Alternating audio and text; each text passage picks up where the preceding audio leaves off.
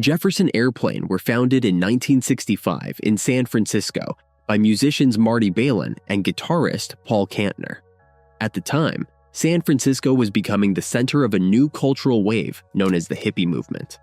The musicians began experimenting with sound, combining folk, blues, and rock influences with elements of jazz and psychedelia.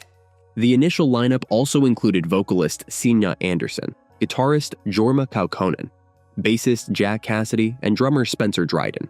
However, it was the arrival of vocalist Grace Slick in 1966 that gave the band its recognizability and helped it find its distinctive voice. Grace Slick, with her powerful vocals and striking looks, became not only a symbol of Jefferson Airplane, but also an icon of the era. Even this small lineup change affected the band and added to the quarrels and misunderstandings. One of the main sources of tension in Jefferson Airplane was the struggle for leadership between the vocalists and founding members of the band. Marty Balin, one of the founding members and the main vocalist in the early years, was a flamboyant leader in the early days, but things began to change with the arrival of Grace Slick in 1966. Grace quickly gained popularity with her charismatic voice and stage presence. Her powerful performance of hits such as Somebody to Love and White Rabbit turned her into the centerpiece of the group. This caused friction between Balin and Slick as they both struggled to influence the musical direction of the group. In addition, guitarist Paul Kantner, who is also a founding member of the band and the writer of many of the songs, sought greater creative independence and dominance in the band. His desire to control the direction of the band often caused conflicts with the other members, especially Balin and guitarist Jorma Kaukonen. Disagreements related to both song selection for the albums and performance style, which caused controversy and led to frequent lineup changes. Despite the tensions and personal differences in the band, it is worth remembering and returning to their creative activity, where the real breakthrough of the band happened in 1967 with the release of the album Surrealistic Pillow, which was the first big success of the band. The album, which combined a psychedelic sound with pop melodies, quickly conquered the American charts.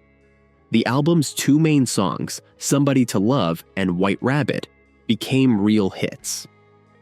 Somebody to Love, written by Grace Slick, became a symbol of the hippie generation, with its call to search for true love and freedom. At the same time, White Rabbit, with allusions to the plot of Alice in Wonderland, offered a psychedelic journey filled with metaphorical allusions to the expansion of consciousness through psychedelic substances.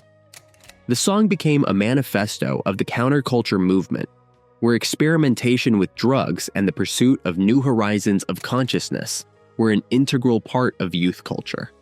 The year 1967 went down in history as a summer of love, and Jefferson Airplane were among the protagonists of this movement. San Francisco became the center of hippie culture, and the band's music was played at many landmark events, including the Monterey Pop Festival, which became one of the most important musical events of the decade. During this period, Jefferson Airplane created music that reflected the sentiments of a younger generation that sought change, protested the Vietnam War, and advocated for freedom and human rights. They became part of the so-called psychedelic revolution, spreading through new sounds, drug experiments, and alternative lifestyles.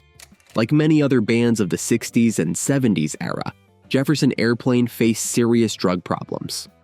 Grace Slick was particularly notable for her unconventionality and scandalous behavior.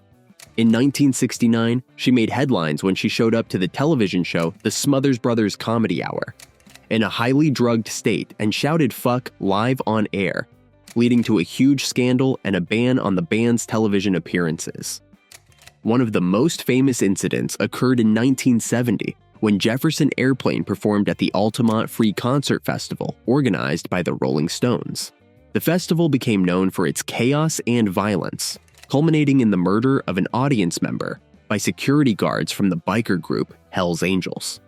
During a Jefferson Airplane performance, an incident occurred when Mick Balin was punched by a biker as he attempted to calm the crowd. This came as a shock to the band, and made them realize the dangers of increasing aggression at concerts. Interestingly, Jefferson Airplane has always had an active political stance and has often spoken out on sensitive social and political issues. Their speeches against the Vietnam War and in favor of human rights were part of their image, which sometimes led to scandals.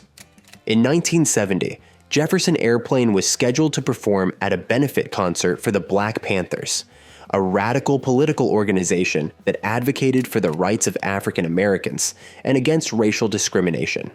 This sparked outrage and criticism from conservative circles and the police. The concert was canceled, and the incident itself escalated the confrontation between the musical counterculture and the authorities.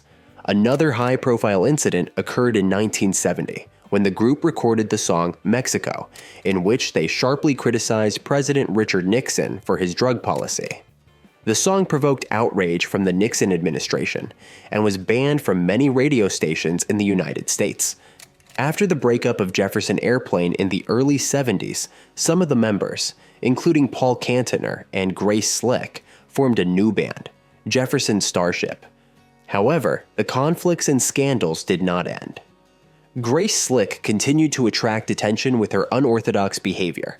In 1978, she was fired from Jefferson Starship after an incident in Germany, where at a concert appeared on stage in a drunken state and began shouting anti-German insults. This led to widespread discontent and a boycott of the band by German fans. Also, after the band broke up, legal conflicts arose over the rights to the name Jefferson Airplane.